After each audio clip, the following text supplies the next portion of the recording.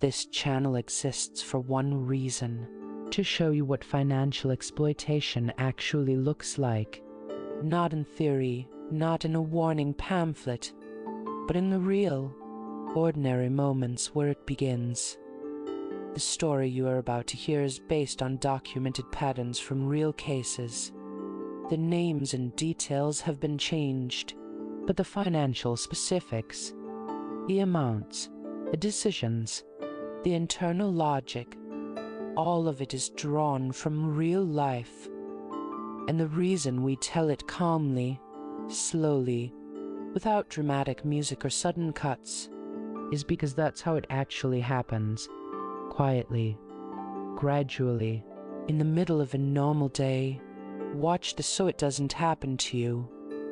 The bank called on a Tuesday. Not a fraud alert, not a mistake, a collections notice on an account Carol had never opened, for a loan she had never taken, for a truck she had never driven. Her name was on it, though, her social security number, her signature. She recognized the signature immediately. It was hers. Carol Weston had lived alone for 11 years. Since her husband Raymond passed, it had just been her. The house in Greensboro, the garden she kept going more out of habit than joy, the Wednesday calls with her sister in Raleigh. She was 67 years old. She had worked 31 years as a school librarian. She had never missed a mortgage payment. She had never carried a credit card balance into a second month. When she retired at 64, she had $94,200 in her 403b. She had $12,000 in a savings account she called her quiet money, the kind you don't touch unless the furnace dies or something breaks, that can't wait. She owned her home outright. She was not wealthy, but she was stable. And stability, after a long life of careful choices, felt like something close to peace. She cooked dinner most nights. She watched the same 2 shows she always watched. She kept a small calendar on the fridge with nothing dramatic on it. A dentist appointment, a birthday card to mail, a reminder to call the plumber about the slow drain in the hall bathroom. Her life was quiet, and for a long time, that felt like enough. Her son Danny called in March. That wasn't unusual. He called maybe once a month, sometimes less. He was 41, living in Charlotte, working in HVAC installation. He'd had some rough years, a divorce in 2019, some debt he never fully explained, a stretch of unemployment that lasted longer than either of them liked to talk about. But he was doing better, he said. He had a new job lined up, a good one, the kind that came with a company van and a real salary, not just hourly. He just needed a truck, something reliable to get him through until the first paycheck cleared and he could start building his credit back up. He wasn't asking her for money. He wanted to be clear about that. He just needed her name. They talked for almost 2 hours that night, longer than they had talked in years. Danny told her about the job, about the manager who'd given him a real shot, about the apartment he was looking at, the one with the second bedroom so his daughter could stay on weekends. He talked about turning things around, about being the person he was supposed to be. Carol listened. She asked questions. She laughed at a few things. And at the end of the call, when he said, "I just need this one thing, Mom. Just this one thing to get me started," she didn't say yes, but she didn't say no. Over the next 3 weeks, Danny called 5 more times. Each call was warm. Each call was careful. He didn't push. He talked about the job, about his daughter Sophie, about a weekend they could all spend together once he had things settled. He sent Carol a photo of Sophie at a school play, a little girl in a paper crown grinning. Carol put the photo on the refrigerator, next to the calendar. Danny said the truck was $18,500, a 2019 Ford F-50 with low miles. He had $3,000 saved for a down payment. He just needed her to co-sign the loan for the remaining $15,500. His credit score was 541, too low for approval on his own. With her score of 784, approval was nearly guaranteed. He showed her the Carfax report. He sent her a link to the dealership. He had all the paperwork ready. It looked real because it was real. Carol started thinking about it differently. She wasn't lending him money. She was lending him her name, her record, her 31 years of on-time payments. That wasn't the same thing, she told herself. That didn't cost her anything unless something went wrong. And Danny wasn't going to let something go wrong. He had a job. He had a plan. He had Sophie. She had co-signed for Raymond's first car in 1981. That was how you helped family. That was what you did. She started imagining it. Danny stabilized. The job worked out. He got Sophie on weekends. Maybe they'd drive up to Greensboro sometime, Danny in his truck. Sophie in the back seat asking questions about everything the way she always did. Carol would make her pot roast. They'd watch a movie. She thought about how long it had been since the house felt like more than just a place to sleep. I think about you more than I should, she admitted to her sister later that spring. She wasn't talking about Danny. She was talking about the idea of things being better. She said yes in April. She drove to Charlotte on a Saturday. Danny met her at the dealership. He was dressed well. Neat shirt, clean shoes, the kind of effort that meant something. He introduced her to the salesman. He held the door. She signed. The monthly payment was $287. The loan term was 60 months. Her name was on the account as co-borrower, which meant that if Danny missed a payment, any payment, the bank would come to her. It said this clearly in the paperwork. She read it. She understood it. She signed anyway. On the drive home, she felt good about it. And now, looking back, she knows exactly when it started. It wasn't a signature. It was 3 weeks earlier. When she put Sophie's photo on the refrigerator, that was the moment. The first commitment was made long before she picked up the pen. The first payment was due in June. Danny called in May to say the job had been delayed. Not cancelled, just delayed. A licensing issue with the company should be resolved by July. He'd make the June payment. He had it covered. She didn't need to worry. He did make the June payment. And July and August. September came and the account showed missed payment.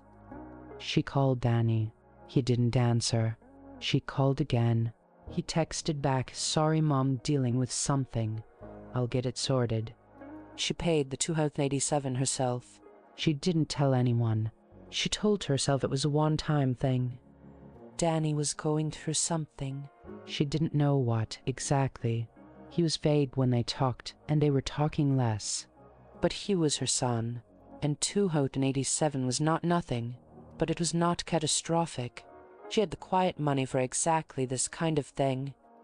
October she paid again. November she paid again.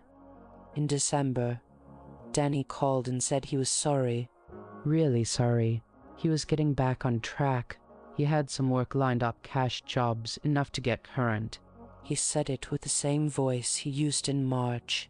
Earnest, tired, reaching. She believed him, not because the evidence supported it, because believing him was easier than the alternative. Here's the question that doesn't have a clean answer. At what point does helping someone become harming yourself? At what point does loyalty become something else? Something that looks like love but functions like a trap? Carol didn't have an answer for that. Neither did anyone who loved her. By February, Carol had paid 6 months of Danny's truck payments. That was $1,722 out of her quiet money.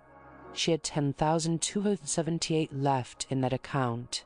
Then Danny called about the insurance. The truck's insurance had lapsed. He needed $1,100 to reinstate it, or the lender would force place a policy at 3 times the cost. If he was driving without insurance and got pulled over, his license was gone. If his license was gone, any chance of steady work was gone. He just needed this one bridge, he said, just to get through to the spring. She transferred $1,100 from her savings.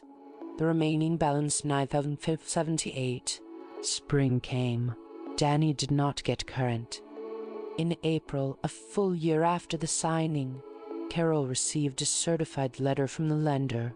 The loan was 4 months behind. Total past due $11,500 forfeit. If not remedied within 30 days, the account would be referred to collections and both borrowers' credit would be impacted. Both borrowers, a credit score, the 7 out of 84 she had spent 31 years building, was now at risk. She called Danny. This time he answered. He was calm, almost detached. He said he was working on it. He said he needed a little more time. He said he was sorry, Mom. He really was. But things were complicated right now, and he couldn't explain everything, but he would make it right. She asked him where the truck was. He paused too long. He said it was fine. It was in Charlotte. She asked if he was still driving it. Another pause. He said yes. She didn't believe him. She paid the $11,548 herself. From her 4 out of 3B. An early withdrawal, which meant a 10 penalty in income tax. She withdrew $1,350 to cover the amount after fees. That money, once inside a tax-advantaged account growing quietly, was now gone. Spent. Not invested. Not compounding. Gone. She hired someone to run a vehicle location search. It cost $75. The truck was in Mabane, not Charlotte, at an address she didn't recognize. She drove there on a Sunday morning. She didn't tell anyone she was going. The truck was parked in the driveway of a small white house. It had a dent in the rear panel she didn't remember from the dealership. There was a child's bicycle next to it, not Sophie's. A boy's bicycle. She sat in her car across the street for a while. She didn't get out. She drove home. She called Danny that night. She said, "Are you really who you say you are?" He was quiet for a moment. Then calmly, "What does that mean, Mom?" She said that the truck is in Mabane. Our house I don't recognize, with a bicycle in the driveway that isn't Sophie's. He said, "I can explain that." He said it calmly, without urgency, without panic. He explained that he'd let a friend borrow the truck temporarily, that it was a short-term thing, that he hadn't mentioned it because he knew she'd worry, that he was sorry for not being upfront. The explanation was plausible. It had the shape of the truth. And she believed him. Not fully, but enough to stay on the line. Enough to not say the harder things she had been preparing to say. Enough to tell herself, one more time, that this could still be repaired. 2 weeks later, she received a notice from the lender. The truck had been repossessed. She found out the same way she found out everything in this story. From a piece of paper she didn't expect, arriving in an envelope she almost didn't open. She stood at the kitchen counter and read the letter twice. Her hands were very still on the paper. She read it again. She set it on the counter. She walked to the window. She stood there looking at the garden for a long time. She didn't pick up the phone. She didn't call anyone. She just stood there, one hand resting on the windowsill, her breathing slow and steady and controlled. The garden needed weeding. She noticed that. Here's what the co-signing cost Carol Weston. She had paid 12 months of truck payments on her own $3,444. She had paid the insurance reinstatement $1,100. She had made the emergency lender payment from her retirement account, 1,350 withdrawn, after penalties and tax treatment. Total direct loss 5,894. But the truck had been repossessed with a balance of 13,200 still owed. Because she was a co-borrower, she was equally liable for that deficiency balance. The lender sold the truck at auction for 7,400. The deficiency, the gap between what was owed and what the sale recovered, was 5,800. The lender came to her for it. Total financial impact 11,694. Her savings account, the quiet money, was gone. Her retirement account had taken a hit it would take 4 years to recover. Her credit score had dropped from 784 to 619, a change that would affect every financial decision she made for the next 7 years.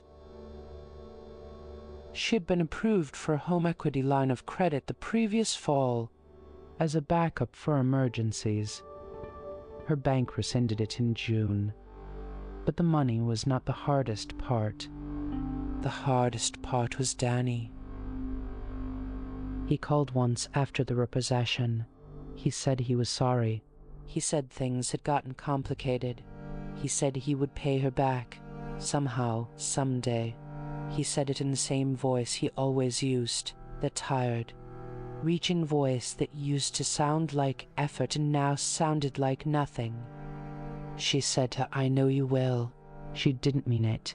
She said it because she didn't know what else to say to a person she had loved for 41 years who had become, somehow, a stranger. He didn't call after that. She didn't call him either. Carol's neighbor, a retired teacher named Phyllis, came by in the fall with soup and questions. Carol told her most of it, not all. The part about Sophie's photo on the refrigerator. The part about believing the explanations even when she sensed something was wrong. Phyllis said, "You didn't do anything wrong." Carol said, "I know. That's what makes it hard to explain." Because that is the thing that sits with people in these situations. It is not guilt exactly. It is something more disorienting. The recognition that you made reasonable choices, in good faith, with real information, and still ended up here. The system failed her. Her son failed her. But so did the version of herself that kept choosing hope over evidence. She doesn't blame herself for loving him. She doesn't think she should have done nothing. She thinks she should have understood what co-signing actually is. Co-signing is not lending your name. Co-signing is taking on a loan. If the primary borrower defaults for any reason, at any point, in any circumstance, the lender does not negotiate. It does not send warnings. It comes to the co-signer.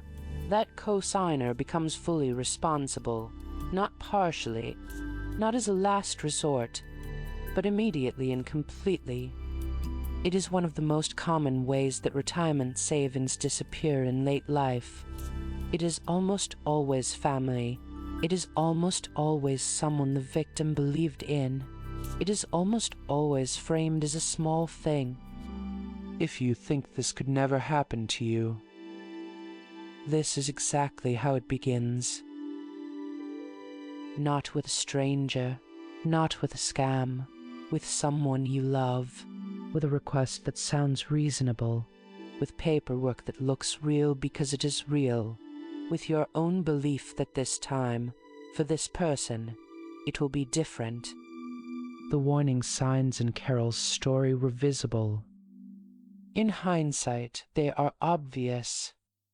But at the time, inside the warmth of a phone call, inside the hope of a turning point story, inside the human need to believe that the people we love will make good on their promises, they are almost impossible to see. So here's what to know, plainly. Co-signing makes you equally responsible from day one. Not second. Not as a backup. Equally. The bank does not care about your relationship with the borrower. It cares about the debt. If someone asks you to co-sign and cannot explain in detail how they will make every payment, not most payments, every payment, the answer should be no. Not let me think about it, not let me see the paperwork. No. If someone you love is in financial distress and you want to help, the safest form of help is a direct gift you can afford to lose. Not a loan. Not a co-signature, a gift, with a number attached that you could write off entirely and still be okay. If the amount you're being asked to risk would change your retirement, your housing security, or your ability to handle an emergency, it is too much. No relationship should cost you your stability. Subscribe to this channel if you found this useful. Share it with someone who might need it, not because you think they're in danger right now, but because this kind of danger doesn't announce itself. Carol still has the house. She still keeps a calendar on the refrigerator, the dentist appointment, the card to mail, the reminder about the drain. Sophie's photo is gone. She took it down last winter, not in anger. She just couldn't look at it anymore. She said once to Phyllis, "I don't think he's a bad person. I think he's someone who needed more than I had, and I gave him what I didn't have. And that's the part I have to figure out how to live with." She is 68 now. She is rebuilding. Slowly. The loan was for a truck. The cost was a future.